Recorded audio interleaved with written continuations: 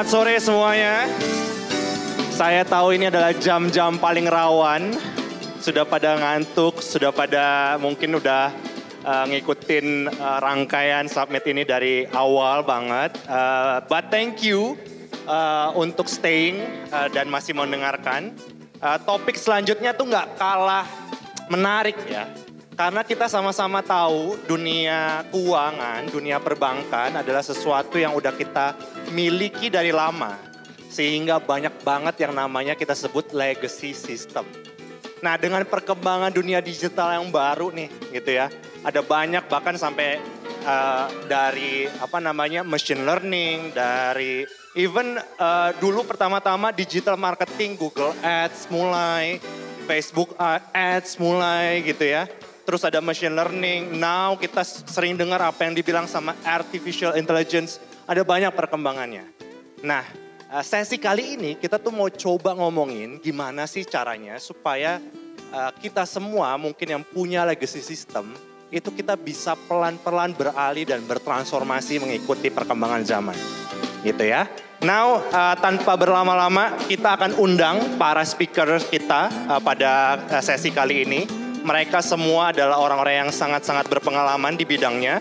Mari kita panggil pertama kali adalah Ibu Reni Futsiyama, CMO dari Astrape. Tepuk tangan buat Ibu Reni, silakan Ibu Reni. On stage. Iya, yang kedua adalah Bapak Dendi Handoko, Head of Data and Digital Product Bank Newcomers. Silakan Pak Dendi.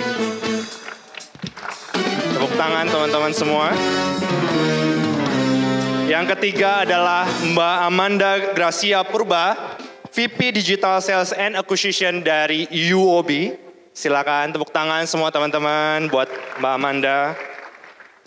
Yang keempat adalah Mbak Tania Enda Budi, SVP Head of Marketing Strategy and Customer Experience dari Adira Finance. Silakan tepuk tangan semua teman-teman buat Ibu Tania.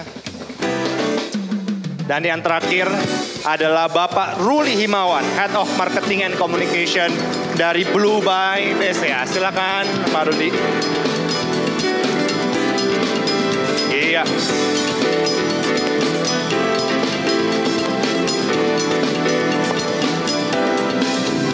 Well, kita kalau misalkan lihat dari profilnya, ini sesinya bakal seru banget. Ada banyak mungkin pelajaran-pelajaran yang kita bisa ambil ya. Terutama untuk gimana caranya kita bisa move pelan-pelan. Bertransformasi dari legacy system yang kita punya. Alright, kita langsung aja untuk memulai sesi pada kali ini. Nah, ya kita tahu gitu ya, mungkin dari bapak-bapak dan ibu sekalian bahwa dunia perbankan dan keuangan adalah sesuatu yang mungkin banyak rules-nya gitu ya. And sometimes mungkin orang luar tuh ngelihatnya it's very rigid, ada regulasi di mana-mana. Tapi kita juga sekarang ini nggak bisa dipungkiri semuanya kita akan memulai masuk dalam sesuatu era di mana semua digital, serba digital gitu ya. Sedangkan mungkin peraturannya masih rigid gitu-gitu ya. Dan mungkin kita juga punya legacy system yang mungkin agak-agak kalau bisa dibilang nggak bisa catch up gitu ya dengan apa yang kita punya sekarang, kebutuhan customer dan segala macam. Nah, apa yang kita obrolin kali ini akan mulai dari situ dulu gitu ya. Nah, tapi mungkin sebagai pertanyaan pemancing gitu ya. Bapak dan Ibu sekalian gitu ya. Apa sih tantangan yang mungkin dari masing-masing company perusahaan Bapak Ibu lagi alami hari-hari ini. Terutama dengan kaitannya untuk bisa bertransformasi menjadi lebih, kalau istilah kerennya adalah tech savvy gitu ya. Nah mungkin boleh dari Bu Reni terlebih dahulu. Dari Astrape. Silakan Bu Reni. Oke, thank you ya Pak Ari, yes. Bapak Ibu semua, dan yang hadir di sini, thank you buat kesempatannya bisa di panggung ini. Astrape itu kan sebenarnya masih baru banget gitu ya, masih bayi lah. Kita waktu itu launching 2021, part dari Astra Group, coba masuk ke e-wallet gitu ya. Kita sendiri perusahaan Astra udah lama banget gitu kan. Dan kita waktu didirikan itu memang untuk mendukung juga gitu dari ekosistemnya Astra. Nah, kita diminta untuk benar-benar mensupport ekosistem Astra, di mana Astra sendiri terdiri atas lebih dari 200 perusahaan yang teknologinya juga beda-beda dan mungkin juga udah ada yang usianya 50 tahun, 30 tahun gitu kan. Nah, jadi waktu kita membangun itu kita pikir yang masuk ke digital gitu, digital payment nggak banyak lah ya, volumenya berapa sih, usernya berapa sih ya. Jadi waktu kita bangun tuh awal-awal masih kecil gitu. Kita pikir size-nya segini cukup nih gitu ya.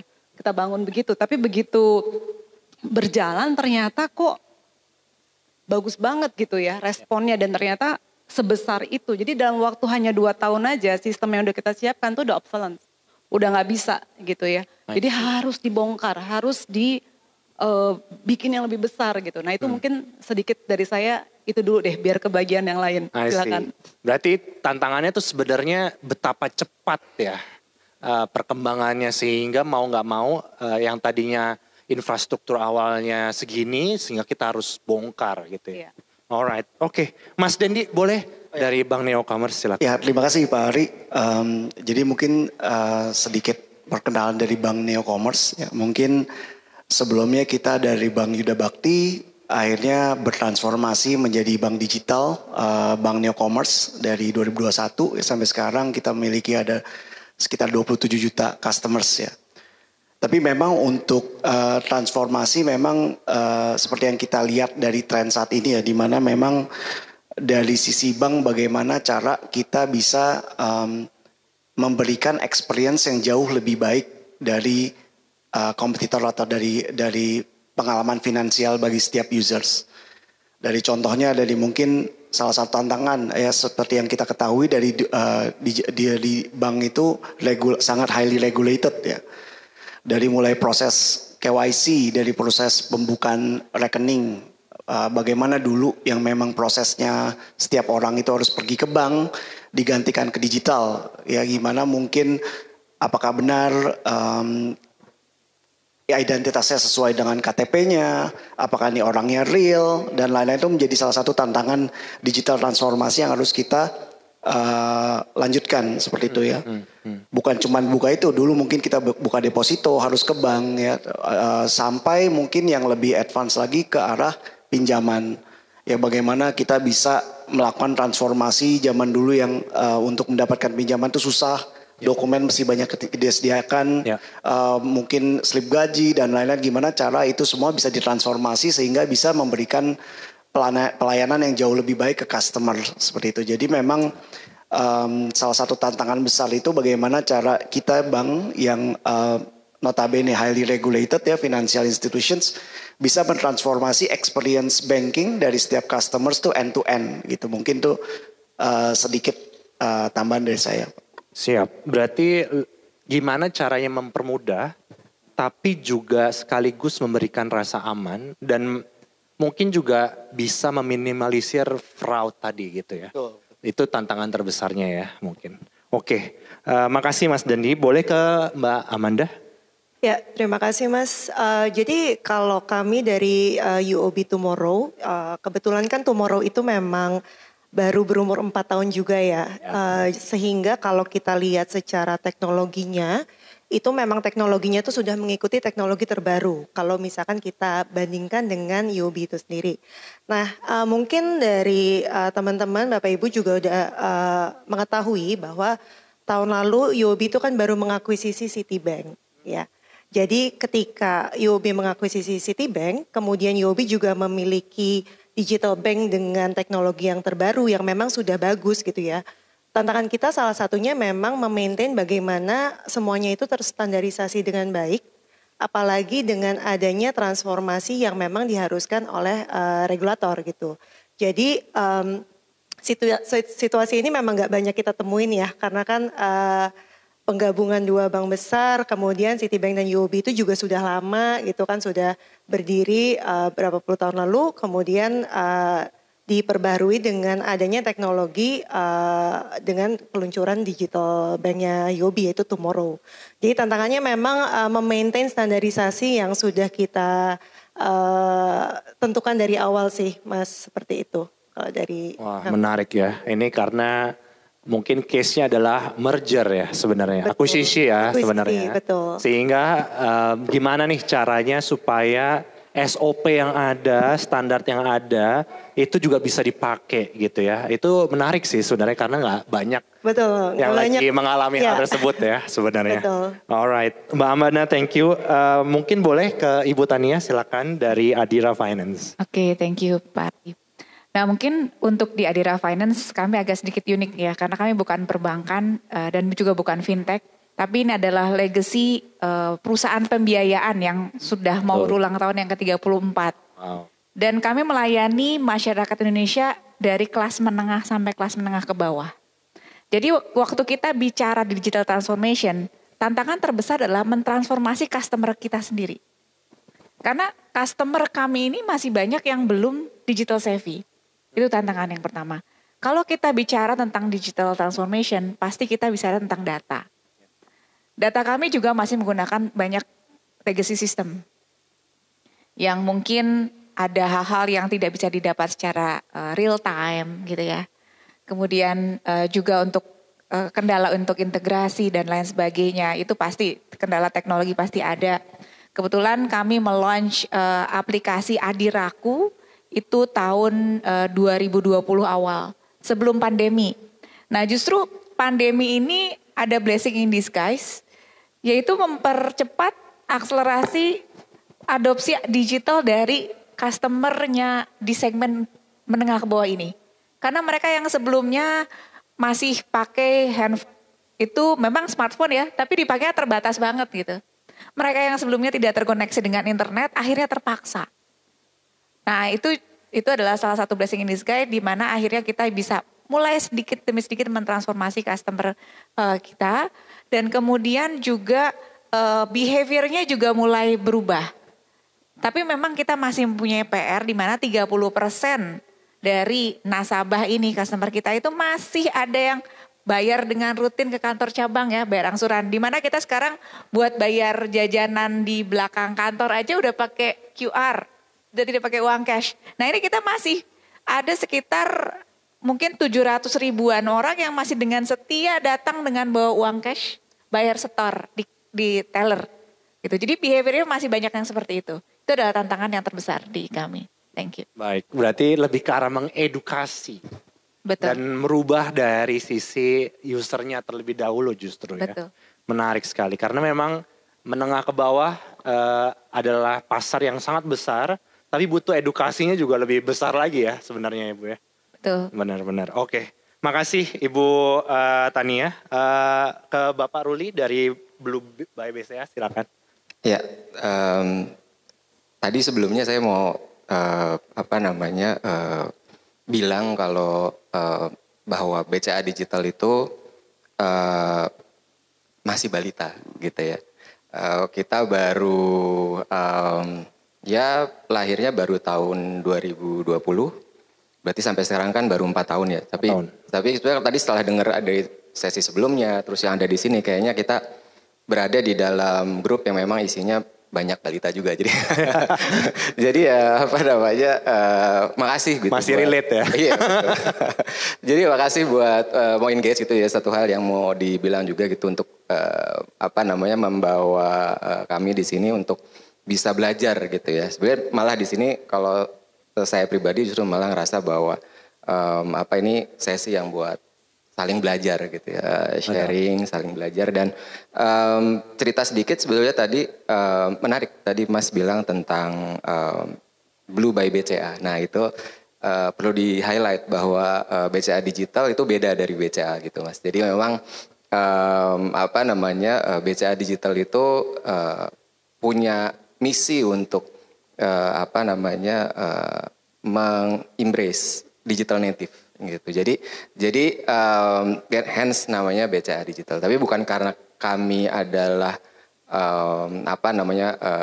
digital banking itu sendiri, tapi karena memang ada digital native maka kami ada gitu. Jadi memang itu juga challenge yang kami hadapi.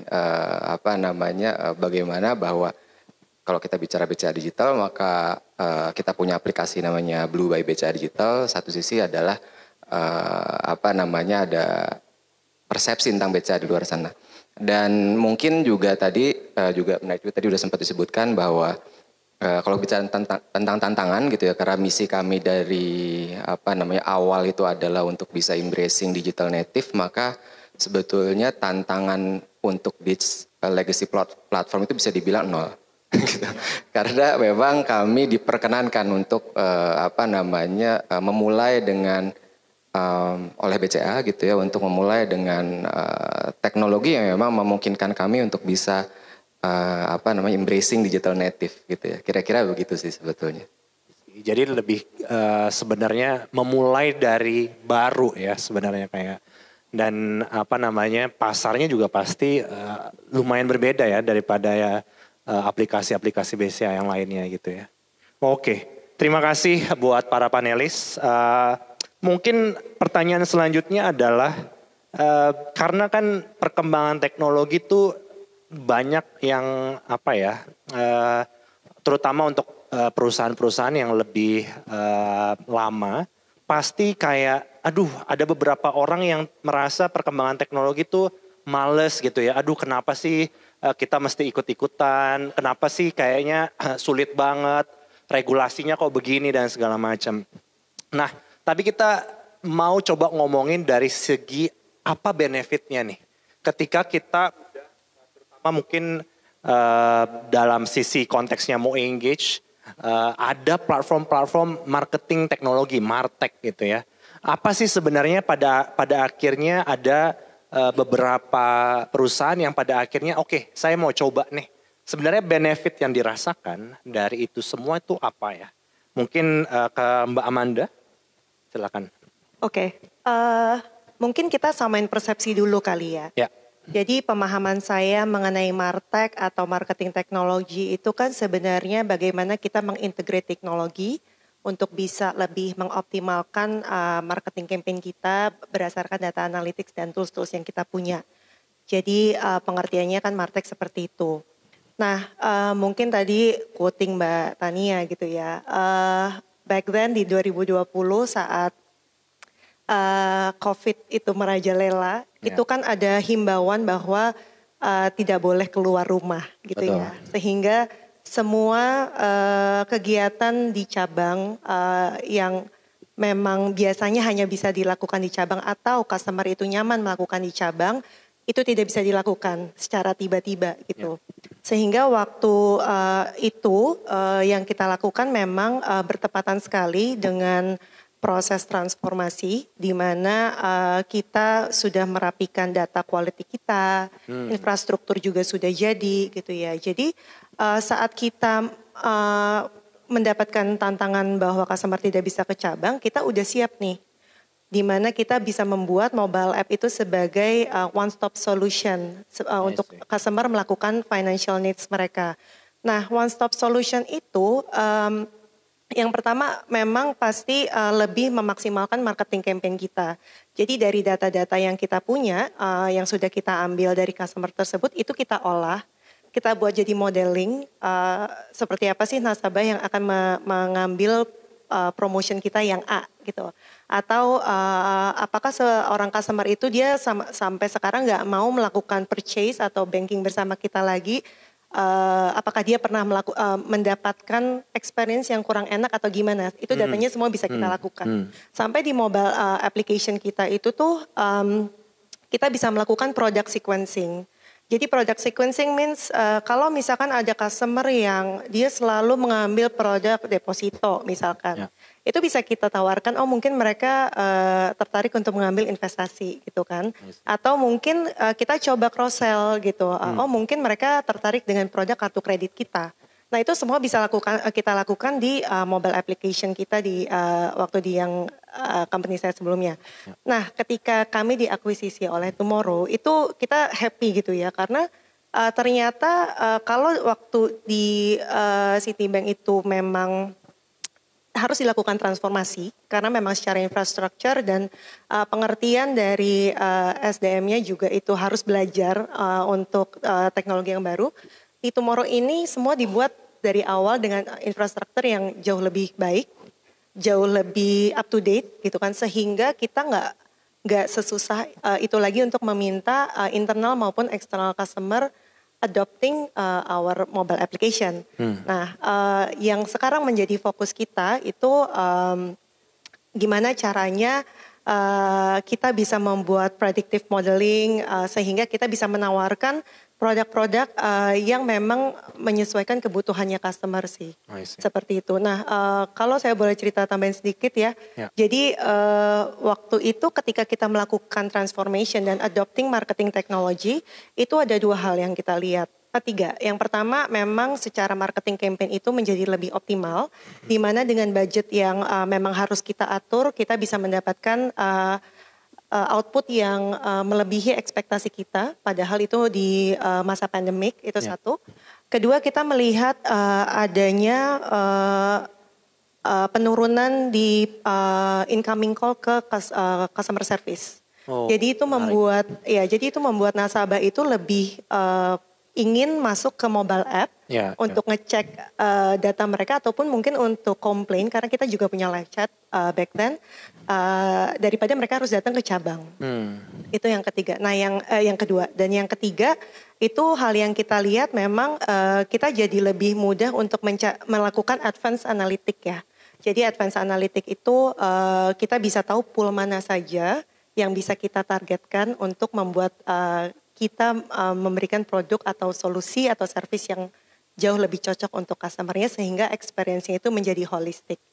Dan itu ternyata di Tomorrow juga sudah bisa kita lakukan, di mana hal itu juga dibantu oleh dengan banyaknya channel-channel lain yang memang terintegrated ya, seperti push notification, DM, dan walaupun customer itu datang ke cabang, mereka juga akan diperkenalkan oleh solusi digital kita, seperti itu sih. Oke. Jadi sebenarnya dengan adanya Martech ini, dengan keunggulan lainnya ya, termasuk dalamnya ada segmentasi gitu ya, segmentasi user, advanced analytic, malah meningkatkan engagement justru. Betul, jadi meningkatkan engagement. I see.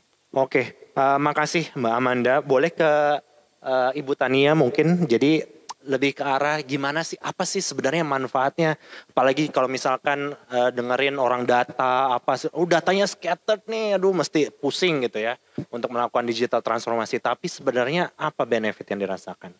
Ya, untuk kami di pembiayaan, produknya kan sangat terbatas, unlike banking ya, yang kemudian juga interaksinya juga sangat terbatas. Di kami itu pembayaran angsuran itu adalah transaksi yang utama, and it only happens once a month. Berbeda dengan banking atau misalnya e-wallet yang mungkin ada daily transaction nih, engagementnya banyak. Tapi kan kita juga mau terus engage ya dengan customer kita melalui mobile app kita. Dan pengguna mobile app kita harus buat supaya mereka setia dan supaya mereka tuh mempunyai kepentingan untuk keep the app. Gitu. Jangan sampai app-nya di uninstall karena merasa ada aplikasi lain yang lebih penting. Ya betul. Gitu. Nah ini sangat berguna. Kita mempunyai, dengan adanya Martech ini sangat berguna. Kenapa? Karena kita jadi bisa membuat real time engagement dengan customer. Event based engagementnya itu sangat jadi, cek. Udah. Di dalam aplikasi Adiraku ini itu selain ngecek kontrak, bayar angsuran, itu ada loyalty point juga. Kemudian ada bermacam-macam voucher diskon untuk servis motor, untuk beli ban, untuk cuci mobil, cuci motor dan lain sebagainya di sana. Nah, hal-hal ini yang kemudian akhirnya kita mainkan gitu.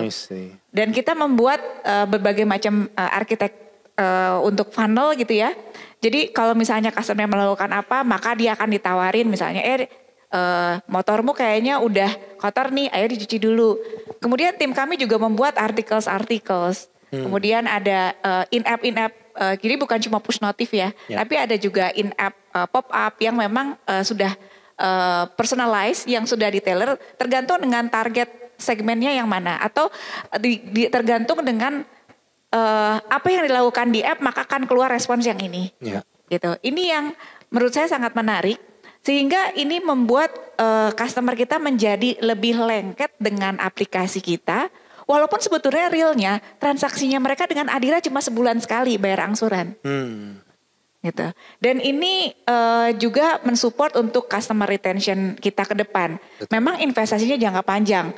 Kita kalau namanya pembiayaan, orang baru ambil kredit mobil atau motor, kayaknya nggak mungkin deh di tahun yang sama kecuali dia memang kaya gitu ya, untuk ambil kredit mobil atau motor lagi.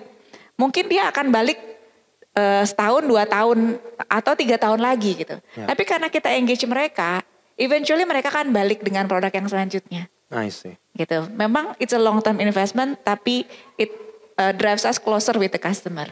I see. Stickiness-nya lebih naik gitu lah ya. Betul sekali. Sebenarnya. Yes. Walaupun mungkin cuman dipakainya cuman sekali dalam 1 bulan, cuman bayar tagihan gitu ya. Cuma bayar tagihan, betul. Tapi yang tadi yang gamification yang ada di dalam, kemudian gimmick-gimmick yang ada di dalam ini kita gunakan, kita mainkan terus. Betul. Supaya dia merasa terus terhubung dengan Adira. Ya. Dan ini juga karena tadi ya customer kami itu menengah ke bawah, tentunya literasi keuangannya juga very limited. Ini kita gunakan juga untuk mengedukasi tentang produk-produk mitra kami. Misalnya kita punya mitra kan asuransi. Ya. Nah kita minta mitra asuransi kami bikin dong produk yang murah-murah, yang micro buat segmen yang di bawah. Asuransi demam berdarah yang harganya cuma 50 ribuan gitu, berlaku setahun. Nah itu yang kita coba mainkan untuk bisa meng-create stickiness dengan customer kami di dalam aplikasi. Ya, Thank you. menarik banget. Jadi gimana caranya stickiness-nya naik sehingga dia diharapkan lifetime value-nya juga akan naik gitu ya ke depannya. Alright, mungkin karena berhubung waktu, mungkin kita akan langsung ke pertanyaan ketiga, yaitu boleh nggak sih dikasih contoh? Tadi kita udah mengidentifikasi masalah gitu ya. Masalahnya kok kayaknya pusing gitu ya, melakukan transformasi digital gitu ya. Terus kita udah tahu nih benefitnya tuh apa. Now kita pengen tahu apa sih contoh keberhasilan yang sudah dari para panelis ini lakukan ketika sudah berhasil melakukan transformasi digital. Mungkin yang pertama kepada Mas Ruli terlebih dahulu. Silakan Mas. Ya, mungkin saya nggak bisa sebutin particular ya, gitu ya. Jadi memang kita banyak melakukan inisiatif di dalam gitu. Jadi memang tadi seperti yang disebutkan di awal bahwa BCA Digital itu utamanya targetnya digital native gitu ya. Jadi karena kita bicara tentang digital native yang tidak hanya tentang Gen Z tapi juga milenial muda, milenial tua juga gitu ya. Ada banyak nuansa gitu. Gitu, ada banyak nuansa. Yang nuansa itu disregarded kalau kita simply engage via promo. Gitu. Jadi kalau kita hanya engage untuk promo atau kita hanya engage untuk jualan, gitu. Jadi tadi yang Ibu tadi bilang gitu kan, kalau banking banyak produk jadi banyak jualan gitu ya Bu ya. Nah jadinya itu pun jadi sesuatu yang jadi challenge gitu waktu kita mau engage sama nasabah gitu.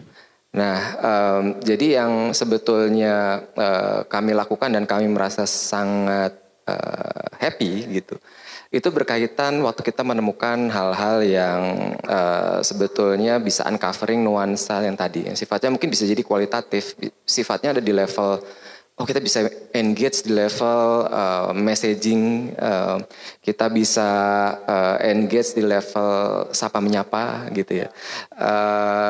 Hal-hal seperti itu yang sebetulnya kita look forward. Karena balik lagi tadi betul yang Ibu tadi juga bilang bahwa at the end of the day bagaimana caranya kita supaya punya meaningful engagement ya. Gitu. Jadi meaningful means so many things kan untuk begitu banyak segmen beat itu macam-macam lah gitu ya. Di dalam sana gitu ya. Jadi itu sih sebetulnya gitu. Jadi itu satu hal gitu ya. Hal kedua adalah sebetulnya kalau mau dibilang adalah waktu kita berhasil memperlihatkan bahwa engagement itu sebetulnya ternyata tidak hanya menyimpan benefit untuk marketing. Gitu. Jadi mungkin salah satu hal yang juga bisa dibilang misperceive adalah waktu kita bicara martech berarti benefitnya hanya untuk marketing ya. gitu ya. Padahal so many things yang bisa di-uncover waktu kita bisa uncover nuansa yang hubungannya sama produk. Hubungannya sama apa yang potensial menjadi produk gitu. Betul, ya. betul. Jadi of course di situ berarti kan levelnya level bisnis ya. Gitu. Ya. Jadi hal-hal seperti itu yang sebetulnya kita look forward terus gitu. I see. Gitu. I see. Ya. Selain meaningful engagement berarti unlock future product, feature gitu ya. Berdasarkan feedback dari user yang bisa kita terima bahkan near real time gitu ya sebenarnya. Oke, thank you Mas Ruli. Boleh ke Ibu Reni silakan. Iya, saya mungkin menambahkan aja tadi teman-teman udah banyak ya. Tapi kalau kita di Astra Pay itu menurut kami sangat rekomendasi ya untuk menggunakan Martech. Kayaknya kalau udah zaman begini nggak pakai Martech sih ya kita jauh ketinggalan gitu. Ya. Karena big data itu kan udah sesuatu yang harus gitu ya. Kalau enggak kita nggak bisa sentuh customer itu lebih dalam gitu. Jadi kita harus dapat mikrodatanya dan bagaimana koneksi satu dengan yang lain. Kalau contoh di kita juga misalnya kita Martech itu punya beberapa penerapan gitu ya. Gak hanya setelah dia di dalam, even waktu dia masih di luar nih kita masih hunting customer, itu kita juga udah pakai Martech gitu kan ya. Nah bagaimana menyatukan itu, waktu kita pasang iklan seri A, seri B, seri C, kemudian dia masuk karena A, karena B atau karena C, dan bagaimana memfollow up-nya waktu udah sampai di dalam. Kalau nggak pakai Martech nggak akan bisa.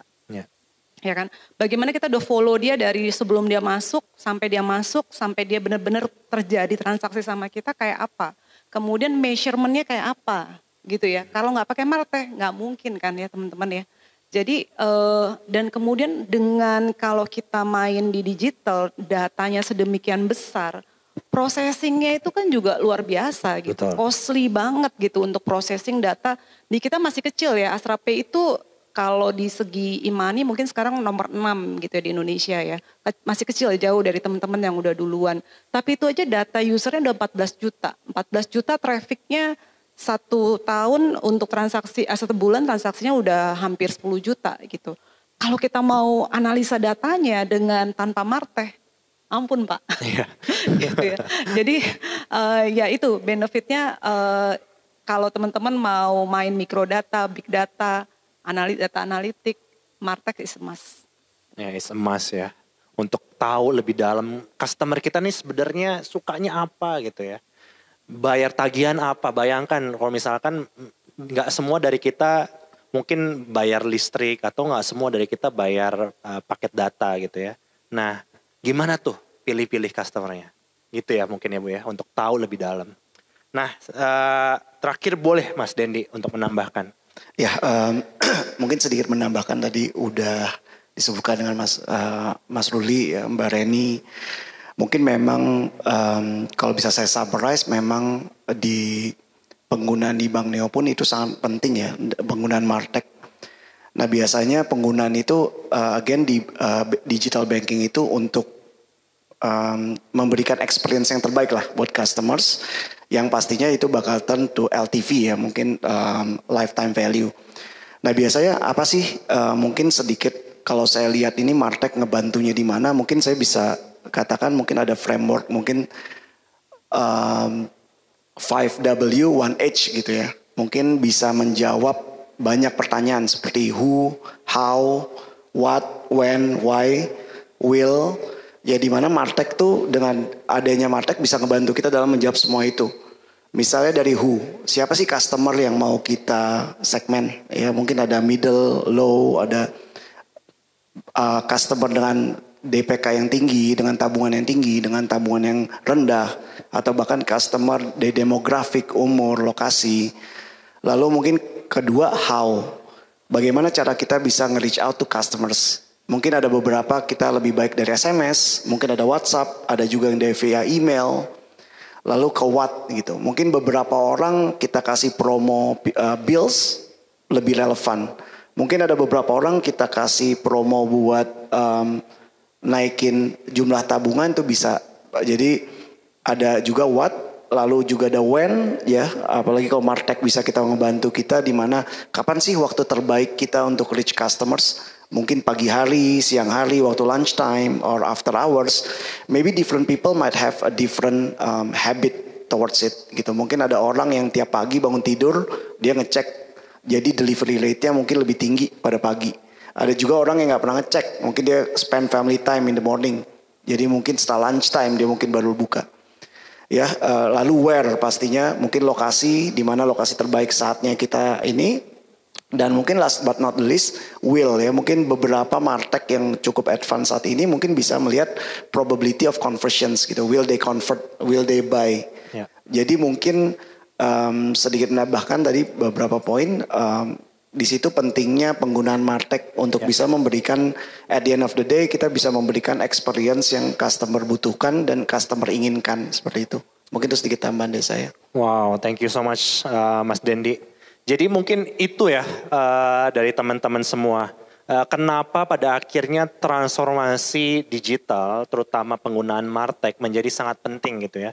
Dari setiap panelis yang ada kita tahu bahwa kita semua pasti punya problemnya gitu ya. Baik itu dari sisi tech-nya sendiri atau bahkan dari legacy system atau bahkan problemnya dari usernya sendiri gitu ya. Tapi kita sama-sama melihat bahwa penggunaan martech ini akan bermanfaat, terutama dalam memberikan engagement yang baik, tahu siapa sih customer kita yang sebenarnya, dan bahkan ketika kita sudah tahu dan memberikan engagement yang terbaik buat mereka, kita bisa melihat bahwa dalam jangka panjang lifetime value yang berarti juga transaksi mereka gitu ya, cara mereka akhirnya berkonversi di dalam aplikasi kita dan perusahaan kita akan semakin bertambah. Oke, terima kasih buat setiap panelis yang ada. Tepuk tangan teman-teman buat setiap panelis yang ada.